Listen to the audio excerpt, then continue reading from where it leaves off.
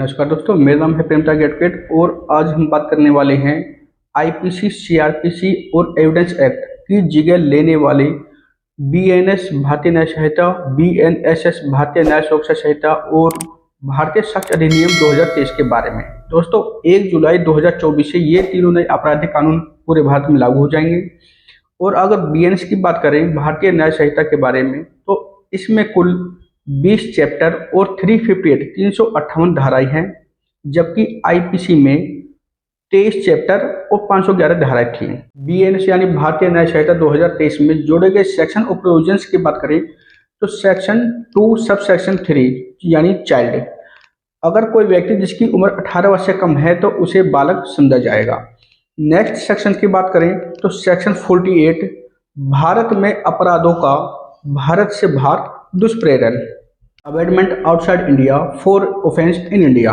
और next section 69 यानी कि अगर कोई व्यक्ति किसी महिला को शादी का झांसा देकर या शादी का प्रॉमिस करके उसके साथ में फिजिकल रिलेशनशिप बनाता है, मैथुन करता है, तो सेक्शन 69 अप्लाई होगा। और नेक्स्ट सेक्शन 95 अपराधों को कारित करने के लिए किसी भी बच्चे को भाड़े पर लेना, नियोजित करना अथवा नियुक्त करना। और सेक्शन 103 सब सेक्शन 2 हत्या के लिए दंड।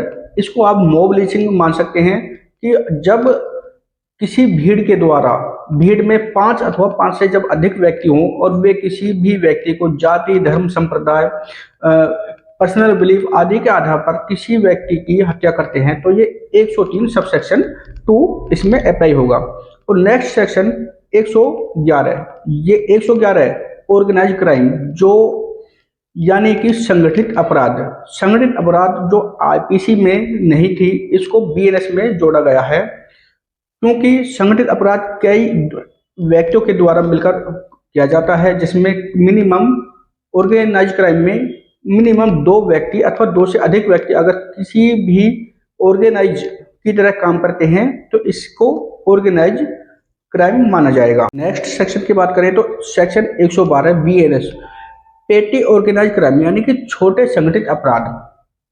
और सेक्शन 113 बीएनएस यानी टेररिस्ट एक्ट, अगर कोई व्यक्ति किसी भी प्रकार से जो कोई भारत की संप्रभुता, अखंडता और सुरक्षा को नुकसान पहुंचाएगा, किसी भी प्रकार से टेररिस्ट एक्ट में लिप्त पाया जाएगा, क्रियाकलाप करेगा, अथवा किसी भी प्रकार से बमों, डायनामाइट, विस्फोटक, ज्वलनशील पदार्थ, किसी भी प्रकार से ऐसे कार्य ऑफेंस करेगा जिससे किसी व्यक्ति की मृत्यु हो जाए, क्षति हो जाए, अथवा किसी सरकारी आवास को, सरकारी बिल्डिंग को, अथवा किसी जो भारत में संपत्ति को, व्यक्तियों को नुकसान पहुंचाएगा, वो सेक्शन 113 बीएनएस के अनुसार पनिश किया जाएगा। सेक्शन 117 सब सेक्शन 3 और 4 जानबूझकर किसी व्यक्ति को गंभीर चोट पहुंचाना। और इसके अलावा बीएनएस में 152 धारा 152 जोड़ी गई है, जो बताता है कि भारत की अगर कोई व्यक्ति जो भारत की संप्रभुता, एकता, अखंडता को खतरे में डालने वाले कार्य करेगा, उसको सेक्शन 152 बीएनएस के द्वारा पनिश किया जाएगा। और दोस्तों एक इसमें नई धारा जुड़ी है स्नैचिंग। आपने अधिकतर सुना होगा भीड़ भरे बाजारों में या कहीं पर भी महिलाओं के सोने के, चांदी के जेवरात वगैरह को जो बाइकर्स होते हैं उनके द्वारा लूट लिया जाता है, स्नैचिंग कर लिया जाता है, झपटमारी कर ली जाती है। तो ये सेक्शन 304 बीएनएस में जोड़ी गई है।